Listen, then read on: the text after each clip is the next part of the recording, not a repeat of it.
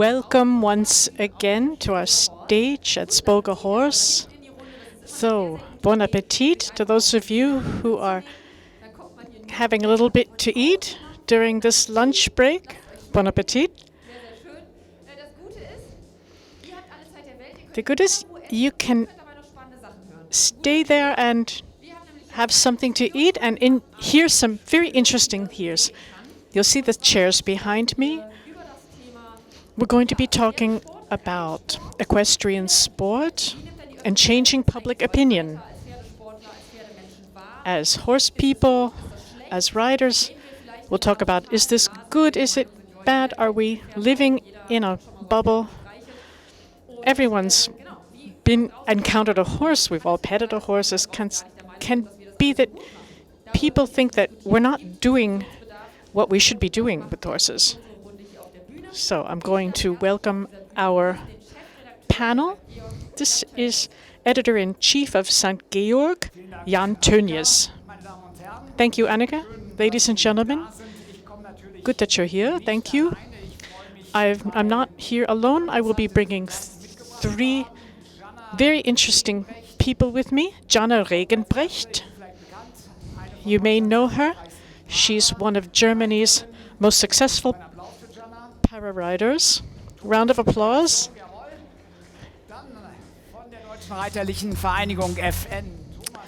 From FN, the German Equestrian Association, Thomas Unruhe and Walter Feldmann, founder Equestrian, the man who brought Icelandic horses to Germany. Welcome, Mr. Feldmann. So, equestrian sport and changing public opinion. Are we alone or do we stand together? This is what we're going to be talking about here at Spoga 2023. St. Georg is one of the oldest German equestrian brands. That's one of our core businesses. This discussion, it's not always an easy topic to address. Equestrian sport, what is behind that? It's not a very heterogeneous group. So we're going to be talking about public opinion and whether they understand and accept us as riders. The sport is so large, from top sport champions tours to normal people who are happy with their horses in their barns. We all share this emotion and enthusiasm for horses. That's one of the smaller things that holds us together. My guest today, Jana Regenbrecht, 1993, she studies medicine in Münster. You said to me you could ride before you could walk. Geht weiter und das Reiten erst recht. Du bist dann in den Parasport ziemlich schnell eingestiegen und bist 20 You came into parasports. In 2015 you rode in your first championship. And last year you came up into the championship levels in Herning in Denmark. You were 6th in grade 2. Welcome. I'm interested in hearing what you have to say. So, Walter Feldmann, born 1950, a horseman, but also a businessman. Klassisch im Sinne von, ich glaube, es gab einen Hannoveraner oder einen Warmblüter namens Otto, der eine große, wichtige Rolle im So a big role in your youth was a large horse named, a Hannoveraner named Otto. Namen haben, die man aussprechen kann, wenn man Freunde in Island hat und die man als Reitsportredakteur, der leider nicht so Island-affin ist, vielleicht lieber And nicht. then a horse with an Icelandic name that I'm not going to dare to pronounce. Egidienberg aufgebaut. You built up the horse center Egidia. Begeisterung entfacht, muss man sagen, für Gangpferde unterschiedlichster Couleur. Nicht nur Isländer, Not just Icelandics, aber auch viel dann nicht nur im Stall aktiv, sondern not just active in the stall Ausbildungsprüfungsordnung für at the APO. hat sich eingebracht bei der Berufsvereinigung der Bundesvereinigung der Berufsreiter. Da gibt es ja mittlerweile den Pferdewert. You've worked with professional riders. You've worked with the subdisciplines. Vieles, vieles mehr. Am spannendsten finde ich einmal What I find much more interesting, you're dealing with Americas. einmal quer. You moved from Frankfurt to New York to Sacramento. I spent 2.5 months there. Haben 2 Mulis gewonnen. Okay, Vertreter der Mulis haben wir nicht, aber Well, we won't talk about the Mulis. So nicht irgendeiner, das ist Thomas Unruh, this is Thomas Unruhe. Welcome. der Jahrgang Leiter der Abteilung Vereine, Umwelt, Breitensport und Betriebe. Das ist ein großes, großes Thema He angesichts works, der Deutschen Reiterlichen Vereinigung der FN. Und da deals in the FN with environment, then the sport and businesses. immer da, wenn es um clevere Ideen geht, um den Reitsport im Allgemeinen. When, Also das ist natürlich ein bisschen im Titel. Vereine, Umwelt. so you deal with clubs, not top sport, but the sport at the lower levels. You are the man who took the horse tax away. Yes, teamwork. Teamwork makes the dream work, but in reality, horse tax. Dass wir alle während der I think it's nice that we all, during the terrible COVID years, Pferde haben herausnehmen und arbeiten. we could go and take our horses out during that time. Sometimes we only. Geniale Idee aus dem Hause Unruhe. Vielen Dank dafür nochmal. Da spreche ich Thank you. Glad I speak for all riders that we weren't able to golf, we weren't able to play tennis, but we were able to ride. They didn't understand why riders could ride, but I'm Jan Tönjes. I grew up in Oldenburg with horses. I studied in Berlin. I've been working in radio and television. I came to St.GEORG in 2013. I became the editor-in-chief. After that, working in brand design. aktiv war. I'm active in horse breeding with my family. I'm a moderator at some trade shows for breeding. I'm not just here to represent the media, Der Zucht. but also the breeding world. St. Georg, what do we do? This is what we do.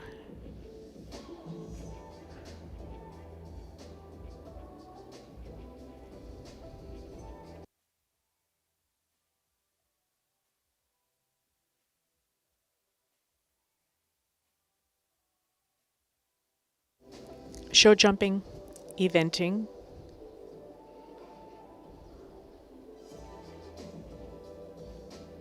breeding,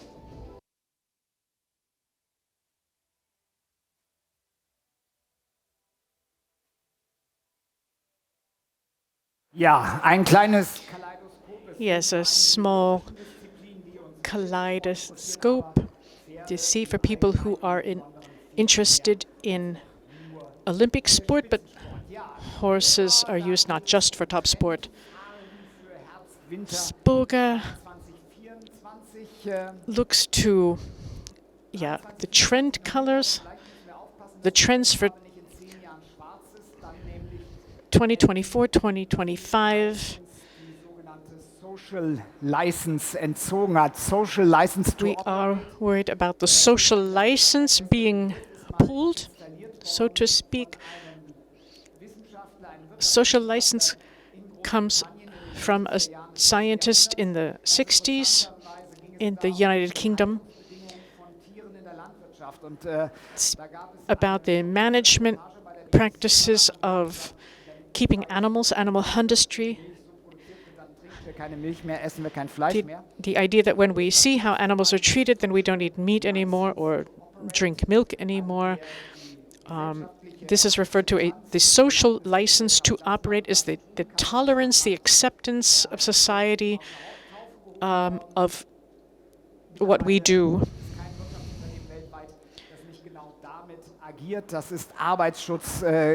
There are no industries today that are not working with this subject. Sustainability, resources, and social license is relevant to our sport. On the expert level, I know it's discussed in the media. For us, in the stables, it's only partially come into our worlds. Yeah, Jana, maybe you can talk about, is this a topic that writers speak about? Yes, indeed, we have spoken much about it. But under my circle of writer friends, less so. Under the writers, we've seen this topic. People who work with horses and love horses do talk about it, but when we talk about people who don't have anything to do with horses, it does come, well, critical questions do arise. And we can reflect, what do the people who are not in this bubble of ours, what do they perceive? And that stimulates how we feel about things, and what are the things that we should be doing? Question and answer. Mr. Feldman, in your stables,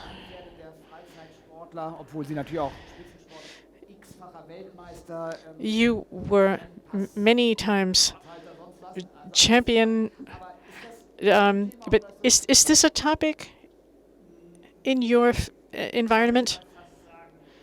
I can almost say that it's not a topic.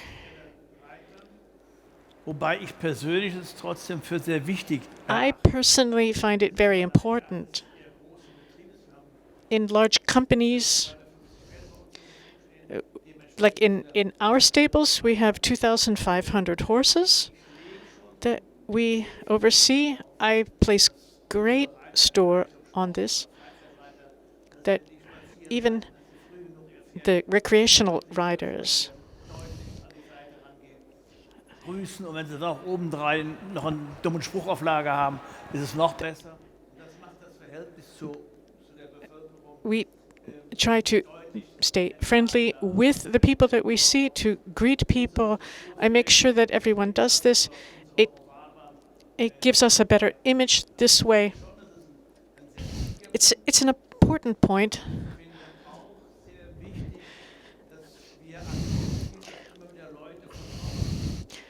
I also find it important that we accept that other people are looking at our sport, whether it's eventing or dressage or jumping, steeplechasing, whatever, Tennessee walkers like they have in America.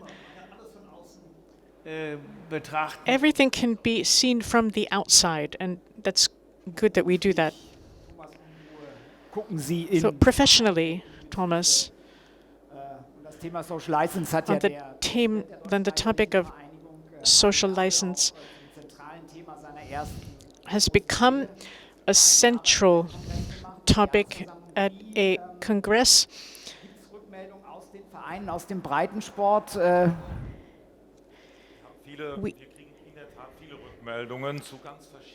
we get lots of feedback about this, different challenges in the communities. It's often about small things like horse droppings on paths.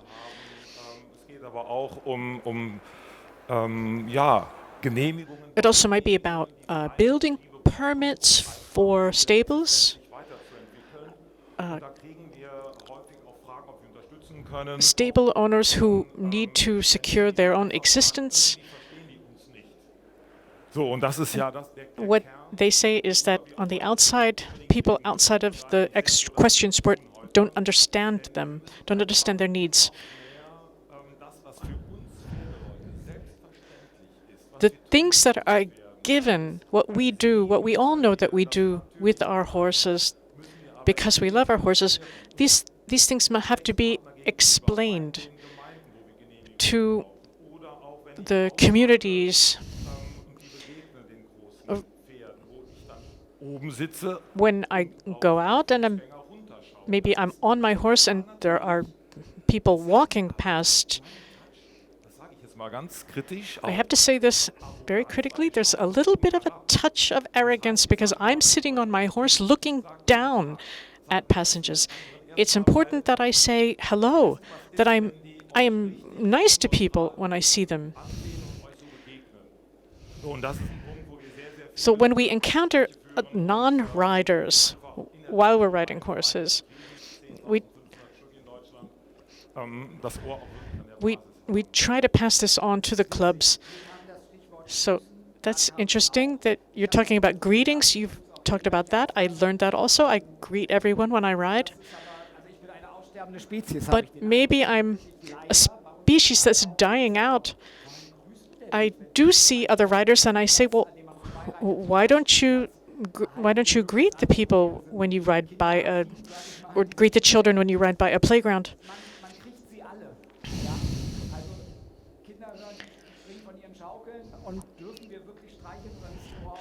Children might, jump off of from the playground. Can they pet the horse? They smell the horse. This takes 3 minutes of my time to allow these children to experience a horse, maybe for the first time. It's a gift that children can come and experience a horse. No matter if we're riders or driving or just walking our horses, that's that certain something that it's not a given, it's something that it's a gift, and it's something that we really have to be aware of. And I find it important that this whole spectrum is made accessible. After my accident, I didn't just jump right in onto a saddle. After my accident, I had to be reacquainted with my body. I took lots of therapy.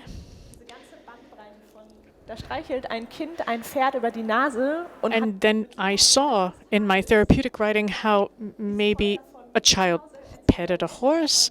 She'd go home and she'll tell her parents. And then from my experience, I can say, before my accident, as a horse girl, well, afterwards, I saw horses in a completely different light, and my parents weren't really so excited about my getting back in a saddle after my accident. But I noticed how good the therapy was for me. And it's hard to explain that in words. To bring this over to people is a very, very important point of the social license. There's this organization, PETA.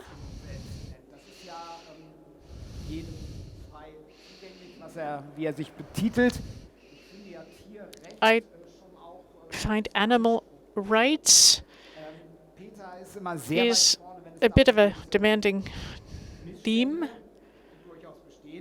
Im Sport aufzuzeigen. Manchmal für mein Dafürhalten schießen sie ein bisschen übers Ziel hinaus. Beispiel war, als bei Familie Müller, also bei Thomas und Lisa Müller, ein Deckhengst sich verletzt hat in der Deckhalle. Was passiert? The footballer Thomas and Lisa Müller had an issue where a breeding horse was injured.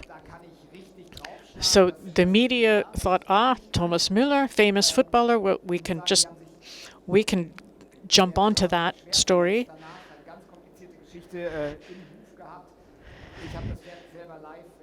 I saw the horse in person. Thomas and Lisa Müller. Aber ganz viel Pferd bei den beiden. He's very interested in horses and he knows lots about them. So, of course, in the tabloids, this was a big story. Well, we have RTL, the news platform, television station, filmed then a massive discussion was es denn nun ist, was man da gesehen hat. on what was seen, what would interest me to know for the public, that is riding for public. What they do, they are showing animal abuse. Die Springreiter machen, das hat mit uns ja nichts. And then people say, oh, well, the show jumpers, that has nothing to do with us.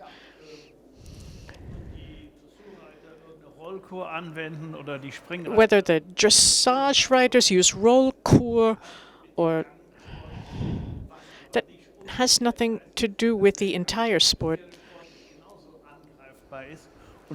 But it does show that equestrian sport does not jump in to criticize itself.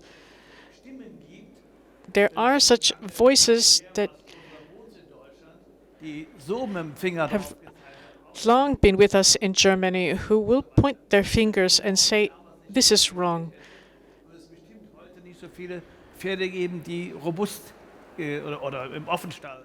If this hadn't been, there wouldn't be so many horses in open stables today.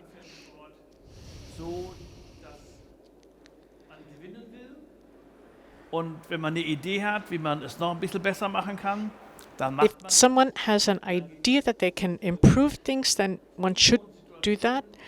We should be looking at situations.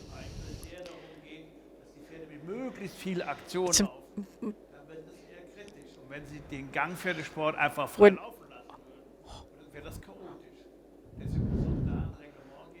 there has to be rules for the insiders, for people who are in this bubble to follow. So would you, as a para-rider, do you feel that they're speaking to you as a top rider because of the things that happened in sport? No, I don't think it involves me. I don't feel like I have to defend myself, but I did think about this topic. This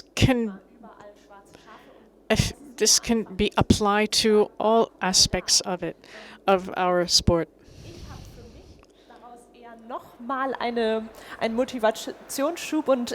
It gave me a burst of energy and motivation to say, I'm a para-rider.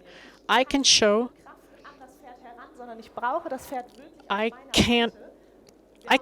how it actually has to be done. I can't ride a horse with force. If the horse doesn't want to, then when I'm sitting in my wheelchair, then I'm very, very low. And then they can see how I communicate with my horse. The horse puts his head down when I want to put the bridle on. He listens to me. It's more complicated to see that you have to take time and show these positive things. It's much easier to show something bad on a video. But there are really good examples out there. showing horses as friends and cooperative partners. And I'm sure that parasport is a good example of this, to show, oh, I'm a para-dressage rider. There are other disciplines.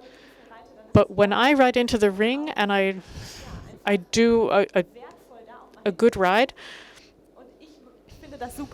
people watch that, and I think it's great that you can see that it does work without force, but with communication. There's no violence involved. I hope that such positive examples come across to the public, and that they will get a larger platform, in contrast to the negative reports that come through. I can show personally that it can be different.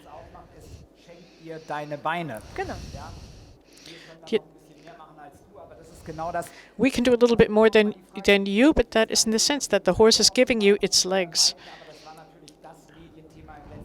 Thomas, that was the media topic in the last year. Da werden Reitabzeichen gemacht, die Basisabzeichen, da wird die nächste Generation Reiter, ob sie Spitzenreiter sind, später bei Herrn Feldmann vielleicht einen tollen Fünfgänger finden, was auch immer, aber da wird ja die Basis gelegt. Gab es da auch Rückmeldungen, Fragen? Has there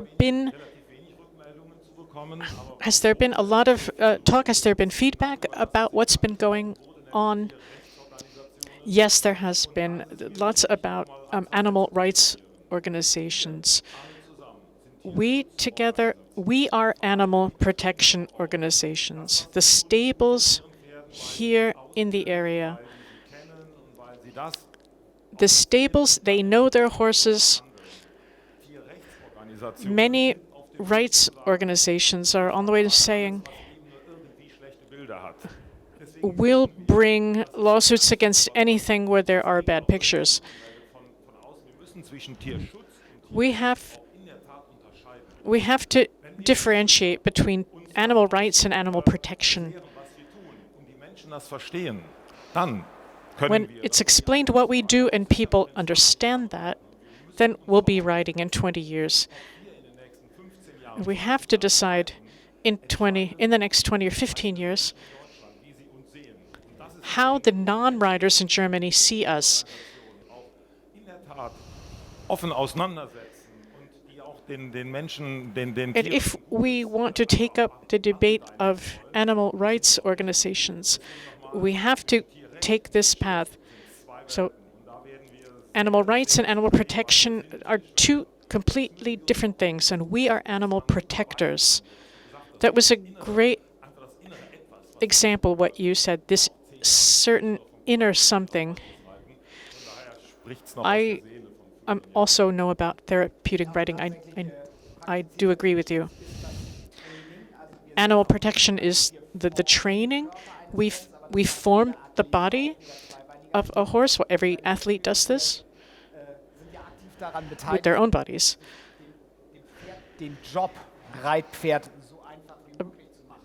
It's our job to make a riding horse. We're all animal protectors. When we look to each other and say, dann auch mal, pardon, den Hintern in der Hose haben und sagen, was du da machst, ist der falsche Weg. Das wollen wir hier nicht. Ich glaube, da what we don't want is to be pointing fingers at each other and saying, well, you're doing that wrong.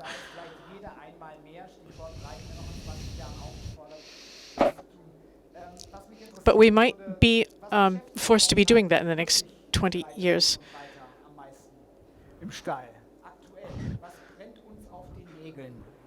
What are the hottest topics right now in this aspect? Okay, also das ist eine Krankheit, das passiert, da kann man nicht so ganz viel machen. So, man kann natürlich einiges, man kann schon sehr viel machen. Vom Management angefangen, dass die Kranken immer wieder separiert werden und so weiter. Und das ist auch bei uns jetzt zum Glück so gut wie überstanden. There is Strangles is appearing again in the area. in North Rhine-Westphalia. This is a topic that everyone is talking about in that area. So anything more abstract than strangles? Beschäftigt ist sehr unterschiedlich. It's different. One wants to form a young horse and to school it for itself. The other just wants to learn riding for leisure purposes. Everyone's happy that they were able to ride during the the COVID years. Gleichzeitig ihrer Pflicht nachgingen, sondern dass sie wirklich den Leuten im Ort auch vermittelt haben, sie machen nur das, was das Tierschutzgesetz verlangt. Und der nächste bereitet sich auf die nächsten Meisterschaften vor und ist da. And some of us are then getting ready for the next championship. Everyone's seeing things differently. Anything for you? The new veterinarian fee regulation, people are talking about that. It's making my sport a lot more expensive. Last week, my horse had his teeth checked, and then the letter came from the vet. I had to really swallow hard. That was my first encounter with this. This is also something that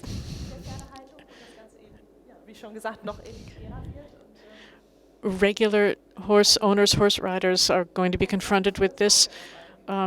Something we have to keep an eye on. When I talk for breeding, I was at an event, people were saying, Ich habe 2, 3 von meinen 10 Zuchtstuten, wir reden jetzt von größeren Züchtern, bei denen ich immer gesagt habe, ja, die 2 or 3 other breeders were saying, well, it's okay. And others said we're reducing our business. You can't make money with horse breeding anyway. It is expensive. Everyone knows that. Gibt's noch andere Themen aus? Are there other topics in the Verein? Oh yeah, there are lots in the clubs. Right now, the top topic is the energy costs.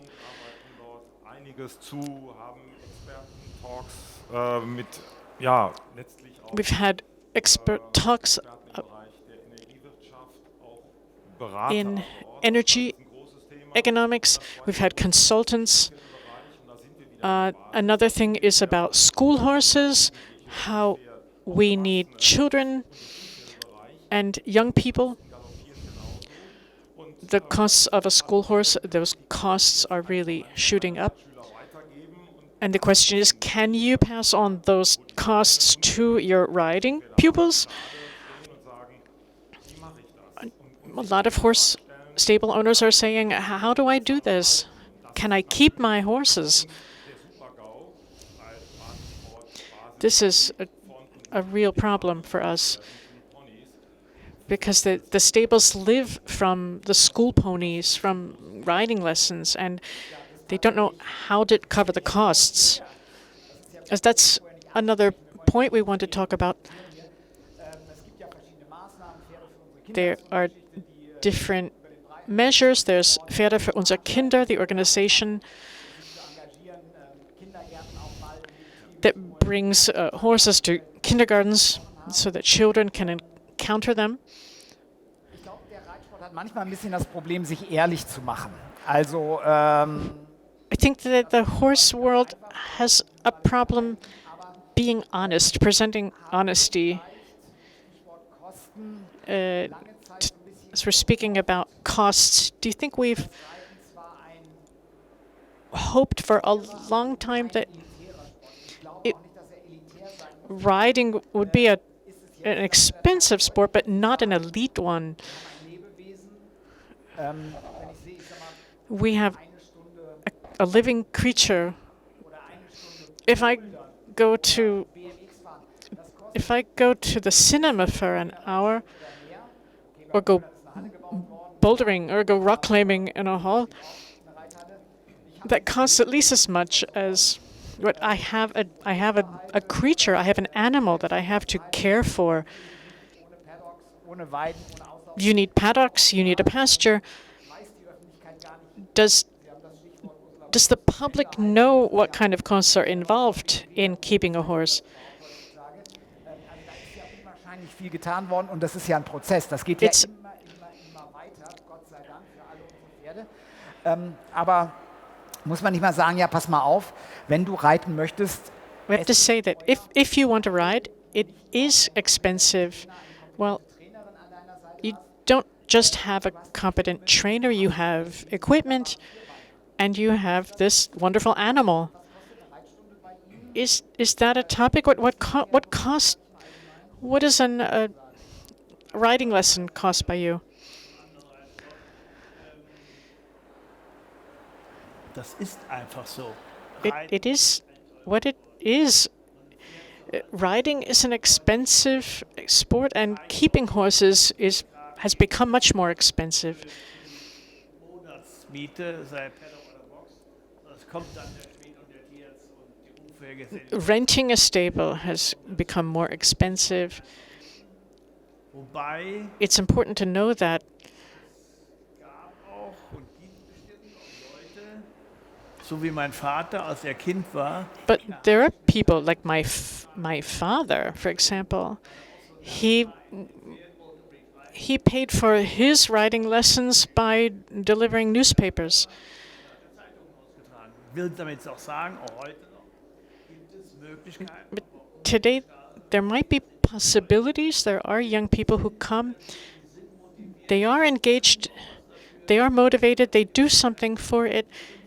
They find ways to lessen their costs, to make it cheaper for them to have their riding instruction. One hopes for more networking. When I was a child, I rode that way. I come out of the breeding area.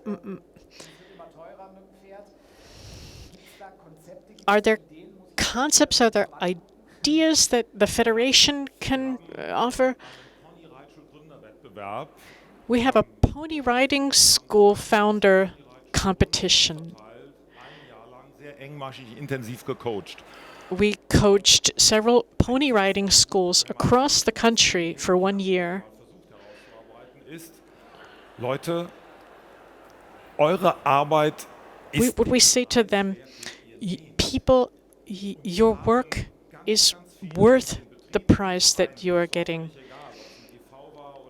It doesn't matter what kind of a club or an organization it was. They love horses. They come from horses. They know horses. The people that work long hours in the stables.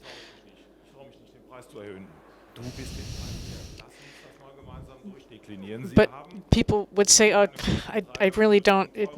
I don't know if it's worth it." And they say, "Yes, you are worth it, but you have to be able to live from it." And then afterwards, after they raised their prices, they said it wasn't a problem.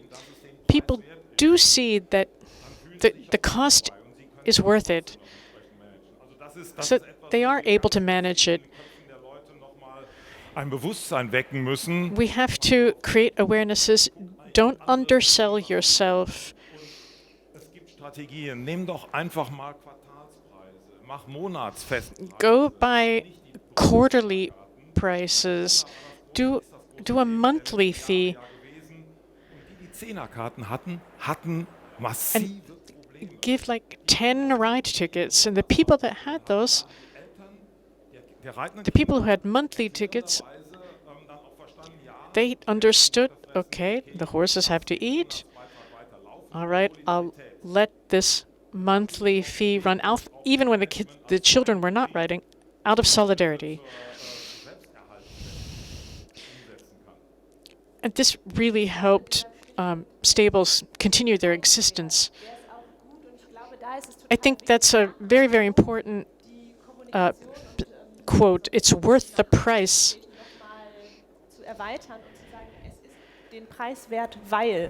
It's worth the price because is even more important way to say children play piano, they play football, they have so many other activities, and then riding on top of that, it's traditionally girls that like to ride.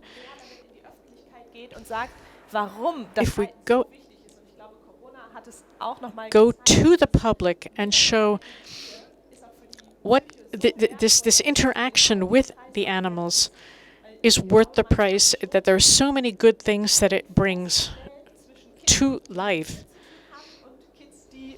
And there are children, you can see the difference with kids who grew up around animals, any kind of animals, even a dog, and kids who did not have any animals in their lives. I don't come from a horse family, but I had a grandfather who loved horses. So I sat on a horse very, very young, and I learned responsibility at a very young age that way. To be responsible for another animal.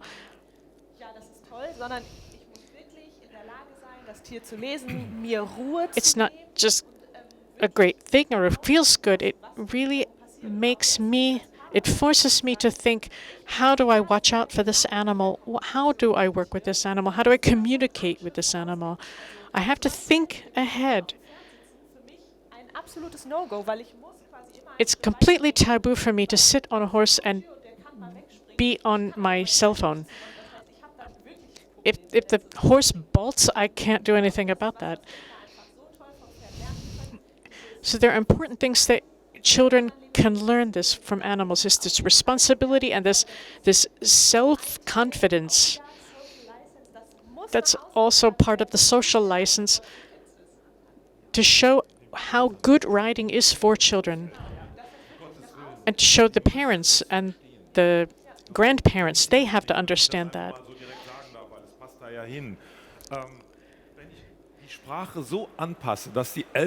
When I formulate the language that the parents and grandparents understand it, then they enjoy then saying that into the child. Mitnehmen. Und das ist der große Appell für uns. Wirklich, nehmt diejenigen mit und macht es nicht zum Vorwurf, dass sie halt eben nicht verstehen, worüber wir gerade reden. Don't make an accusation to the public that they don't understand horses. Bring them in. It's a little bit more complicated, but we need to bring, that's not an accusation. We need to bring them into the conversation. So we have 1 minute and 20 seconds left. How do we find a common ground with all the factions? I don't know. I think it's good.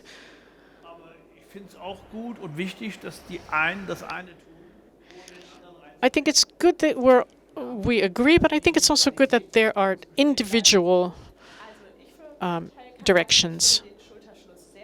Ich gucke ja auch immer aus dieser Parasportperspektive und finde das sehr wertvoll, wenn eben disziplinübergreifend ein Schulterschluss da ist. Zum einen erstmal alle dazugehören. I think it's good that we be shoulder to shoulder. Der eine Blick auf die ganze Geschichte und der andere Blick ist dann eben noch zu sagen, wenn dieser Schulterschluss da ist. When this solidarity is there, when we can all communicate at the same level,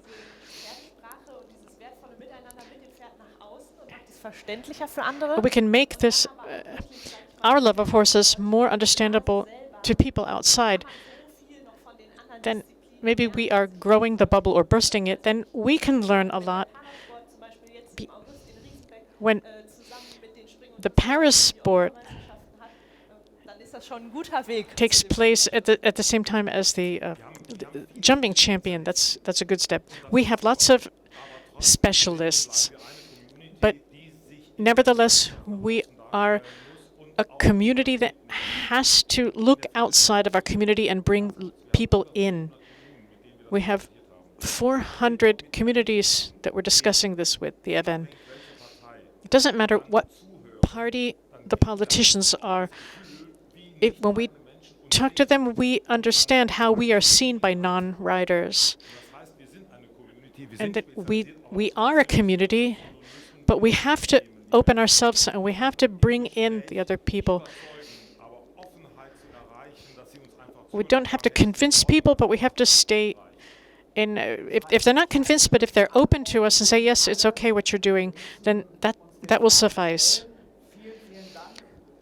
Thank you for coming here to talk to us for these 45 minutes.